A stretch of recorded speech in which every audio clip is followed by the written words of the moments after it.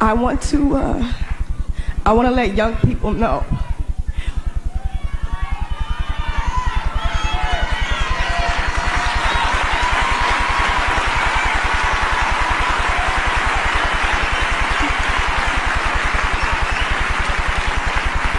I want to let young people know that it is not a burden to love him and to represent him. 5 Grammy Awards in one night, 8 times platinum, a voice that defined a generation, then silence. What happens when a star burns too bright, when fame becomes a prison instead of a platform, when the very industry that celebrates you begins to suffocate you? The story of Lauryn Hill isn't just about music, it's about love, betrayal, motherhood, and the courage to walk away from it all when the spotlight becomes too blinding. Born on May 26, 1975 in South Orange, New Jersey, Lauryn Hill's journey to stardom began on an unlikely stage. Showtime at the Apollo, where at just 13 years old, she was booed while performing Smokey Robinson's Who's Loving You. Most would have crumbled under that pressure. Lauryn didn't. This resilience would become a defining trait throughout her career, though perhaps not in the ways the music industry had hoped.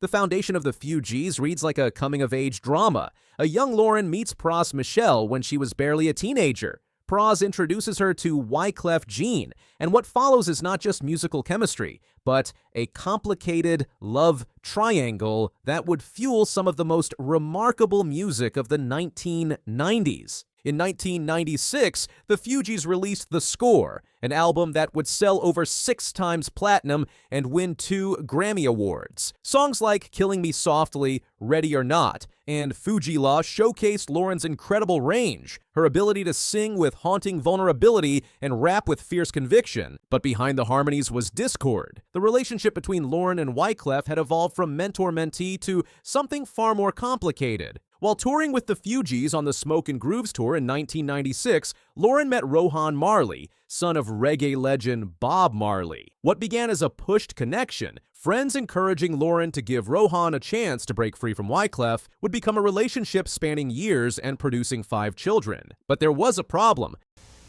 Are you with child? Don't blush on me now. Actually, yes, I am.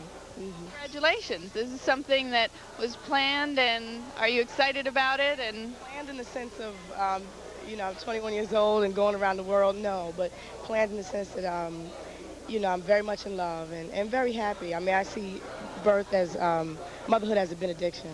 So I'm just blessed with another responsibility. When Lauryn became pregnant with her first child, Zion, the paternity was initially questioned.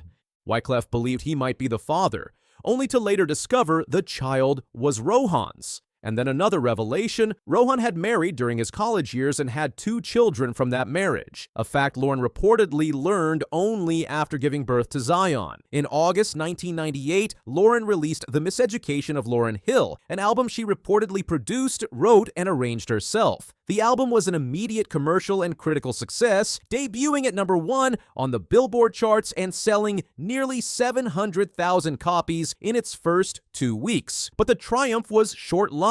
A group of musicians known as Meteoric filed a lawsuit claiming they deserved writing and production credits on the album. The settlement reportedly cost Lauryn $5 million and dealt a significant blow to her artistic confidence. The pressure mounted. Lauryn was now a new mother, the face of neo-soul and conscious hip-hop, supporting multiple family members financially, touring extensively to promote her album, and dealing with relationship problems. Then came the voice issues. During her Miseducation tour, Lauryn discovered something startling. Many of the notes she had reached during the recording were no longer in her range. She strained her voice trying to replicate what she had recorded. In 2000, Lauryn met a spiritual advisor known as Brother Anthony. Friends described him as possessive and aggressive, suggesting Lauryn was being manipulated. After this meeting, she abruptly fired her management team and distanced herself from former colleagues and friends. Her appearance at the 2001 Essence Awards shocked fans. Her iconic hair was gone, replaced with a short, unkempt unkempt style. Her voice was strained, and her performance of Adam Lives in Theory hinted at personal betrayal. July 2001,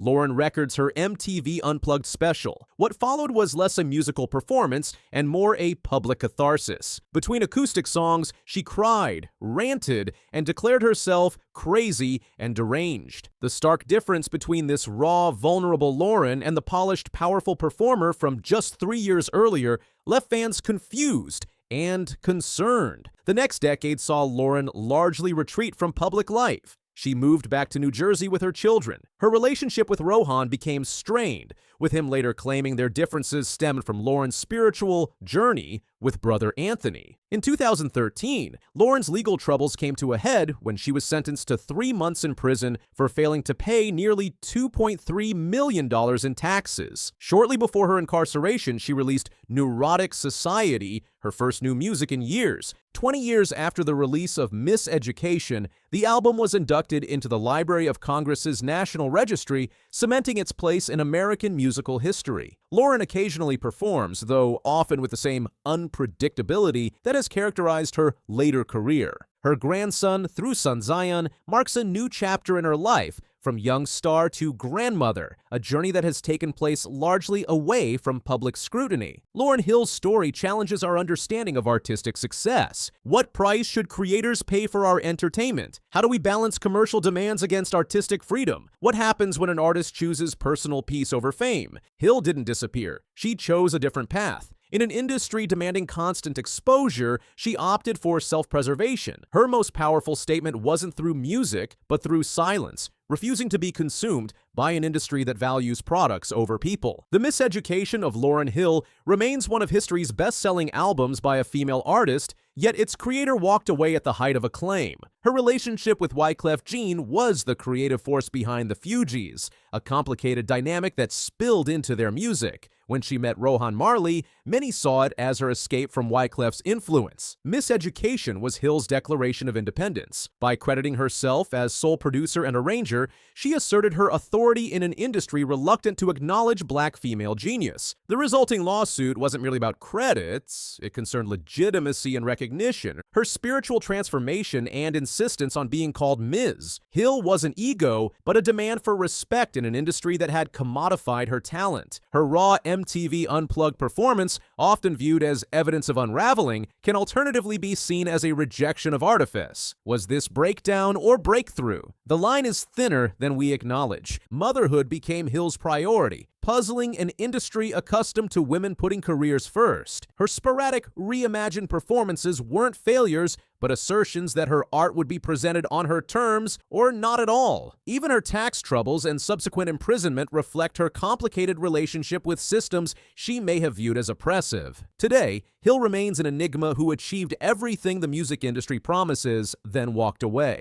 Her legacy lies not just in miseducation, but in her refusal to let that brilliance define her. The true story isn't about what happened to Lauryn Hill, it's about what she decided would not happen. She wouldn't be consumed by fame or sacrifice her authenticity. In choosing herself, she may have disappointed fans, but remained true to the spirit of honesty and unapologetic self-expression that created Miseducation in the first place. That might be her most powerful legacy of all.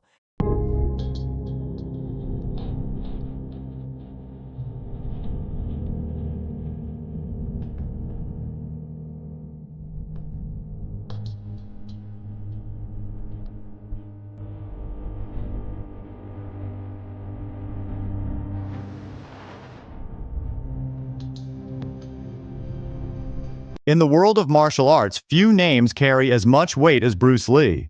But beneath the surface of his legendary status lies a shocking truth about the extreme methods that forged his extraordinary abilities. Today we're pulling back the curtain on the dangerous and revolutionary training techniques that made Bruce Lee a legend. At just 135 pounds, Bruce Lee possessed strength that seemed to defy physics. His power-to-weight ratio was extraordinary, leading many to question how someone so lean could generate such explosive force. The answer lies in training methods so intense that they would make modern fitness experts nervous. Historical clips of Lee training. I said, empty your mind. Be formless, shapeless, like water. Now you put water into a cup, it becomes the cup. You put water into a bottle, it becomes the bottle. You put it in a teapot, it becomes the teapot. Now water can flow or it can crash. Be water, my friend. Lee broke away from traditional martial arts doctrine in a controversial move that would change combat sports forever. While other martial artists avoided weight training, believing it would make them slow and inflexible, Lee embraced it.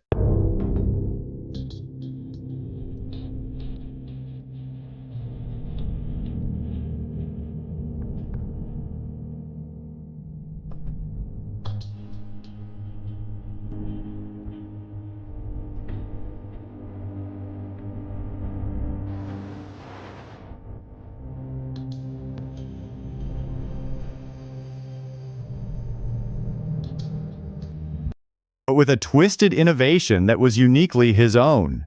Lee's training philosophy was built on 4 dangerous pillars. 1. Maximum force generation through extreme isometrics.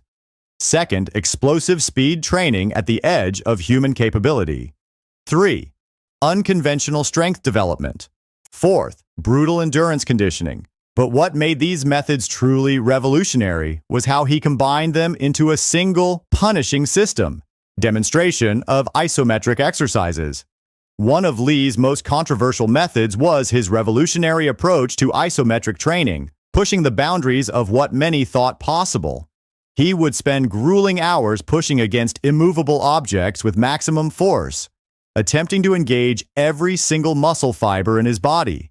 This technique, while remarkably effective for building strength, well, this brings up something. You were in one of Bruce Lee's great movies. Return of the Dragon. Return of the Dragon. Yeah. And this is a famous, famous fight scene that you had with Bruce Lee. I still consider it a classic. It holds up. I amazing. watched it today, and you know they've advanced fight scenes so much, but this really holds up. It's an amazing fight scene. Well, I think the main reason, Bruce was really ahead of his time.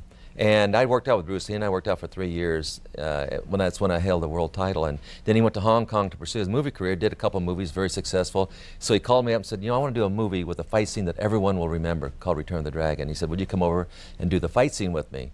I said, well, do I have to lose? He says, yeah, you have to lose. So I said, all right. So I went over there, and you know, I'd seen his first 2 movies. I said, you know, the guys you fight don't even have a chance. I mean, they don't even touch you, you know. And he said, no, we'll make this a seesaw battle. And so we made it fight back and forth, and it became a classic. That was unusual at the time, because in that fight scene, you knock him down a few times, and it's pretty close, and he didn't allow that, did he? No, I was the only one ever to really do that, you know, fighting. But again, you know, he respected me because of my ability as a world champion at the time. Carried serious risks of tissue damage and nervous system fatigue that would make modern trainers hesitate. The intensity of Lee's isometric training was almost frightening to witness. He would push against concrete walls relentlessly until his muscles visibly trembled and shook, far beyond what most would consider the point of failure.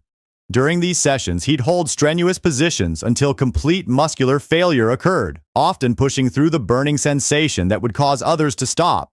Perhaps most daringly, he would attempt to lift what he knew were impossible weights, engaging in what he called overcoming isometrics, applying maximum force against an immovable object. This method wasn't just about physical strength. It was about pushing past mental barriers that typically limit human performance.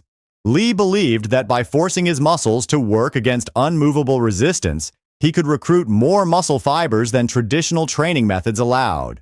Before I let you go, we are approaching the 40th anniversary that involved one Kareem Abdul-Jabbar. Put that photo up. And I want to ask the captain about this photo almost 40 years later. Tell me, what do you recall about this almost 40 years ago? Oh, that's my first trip to Hong Kong with my good friend Bruce Lee. He said, come on, we're going to make a movie. You can be the villain. I said, sure. Why not? And I flew over to Hong Kong, and I was the villain. And that ended up being the last movie that he made. Yeah. Yeah, it's a great photo, though. Oh, yeah, it was fun working with Bruce. He was a great guy. Would often incorporate these isometric holds into his regular training, creating a unique hybrid system that challenged his body in ways that hadn't been seen before in martial arts training. The risk of injury was always present, but Lee believed the potential benefits outweighed the dangers, even though this method of training placed enormous stress on his nervous system and connective tissues. Speed training techniques of Bruce Lee. Lee's speed training methods were particularly alarming even by today's advanced training standards. He believed in pushing his movements to superhuman velocities, often training at speeds that made his contemporaries nervous about the risk of serious injury. His approach to speed development was revolutionary but dangerous, combining elements that most trainers would hesitate to put together. At the core of his speed training was an almost obsessive focus on explosive power. He would practice punches with explosive resistance, using specialized equipment and rubber bands to create tension that fought against his lightning-fast strikes. This wasn't just about throwing fast punches. Lee would perform every exercise at maximum velocity, whether it was bodyweight movements, weight training, or martial arts techniques. He believed that training at anything less than maximum speed was a waste of precious training time. What made his speed training even more intense was his use of weighted clothing during these high-velocity drills. While others might use weights for strength training, Lee would wear them during speed work, creating a dangerous but effective combination that forced his muscles to adapt to both resistance and velocity simultaneously. Perhaps most remarkably, he would train multiple muscle groups at high speeds simultaneously, coordinating complex movements that challenged both his nervous system and muscular control. This integrated approach to speed training was years ahead of its time, but it came with significant risks that modern sports science has only recently begun to understand. The 1965 fight with Wong Jack Man marked a dramatic turning point in Lee's training approach. After this legendary confrontation, Lee realized his conditioning needed to reach even more extreme levels. This led to a complete overhaul of his training methods, pushing him to gain 25 pounds of muscle while maintaining his legendary speed. Lee's daily training routine was nothing short of punishing, stretching from early morning until late evening in a relentless pursuit of martial arts perfection. His day would begin at the crack of dawn, with the morning session running from 5 a.m. to 11 a.m. This grueling start included a challenging 5-mile run while wearing a weighted vest, pushing his cardiovascular system to its limits before most people had even started their day. Following this, he would dedicate 2 intense hours to technical martial arts practice, meticulously refining his movements and techniques. The morning session would continue with an hour of specialized strength training, culminating in core conditioning exercises performed until complete muscle failure. The afternoon session, running from 2 p.m. to 5 p.m., focused on explosive power and speed development. During these hours, Lee would engage in intensive speed training drills, followed by power development exercises that pushed the boundaries of human performance. He would then move on to skill-specific practice, honing the techniques that would later become legendary in martial arts circles. The afternoon would conclude with his notorious isometric training, where he would push his muscles to their absolute limits through static holds and resistance work. As evening approached, rather than winding down, Lee would begin his final training block from 7 p.m. to 10 p.m. This session took on a more holistic approach, combining additional physical conditioning with mental development. He would engage in supplementary conditioning work, followed by dedicated mental training sessions. The evening would also include deep philosophical study, as Lee believed that mental acuity was just as important as physical prowess. The day would conclude with technique refinement, where he would perfect the movements and combinations he had practiced earlier, often working well into the night to achieve the precision he demanded of himself. What set Lee apart was his scientific approach to training. He studied anatomy, physics, and biomechanics to understand how to push human performance to its absolute limits. He maintained detailed records of his experiments with different training methods, often using himself as a test subject for dangerous new techniques. Perhaps no exercise better exemplifies Lee's extreme approach than the dragon flag. This core exercise, which he helped popularize, requires extraordinary strength and control. Lying back on a bench, supporting only the upper shoulders, the entire body is raised and lowered as one rigid unit, a move that tests the absolute limits of human core strength. Lee's cardiovascular training was equally intense. He developed a system that combined high-intensity interval training, weighted endurance work, combat-specific conditioning, progressive overload principles. He structured his cardio like boxing rounds, but with a crucial difference. He would gradually increase both the intensity and duration, pushing his heart and lungs to their absolute limits.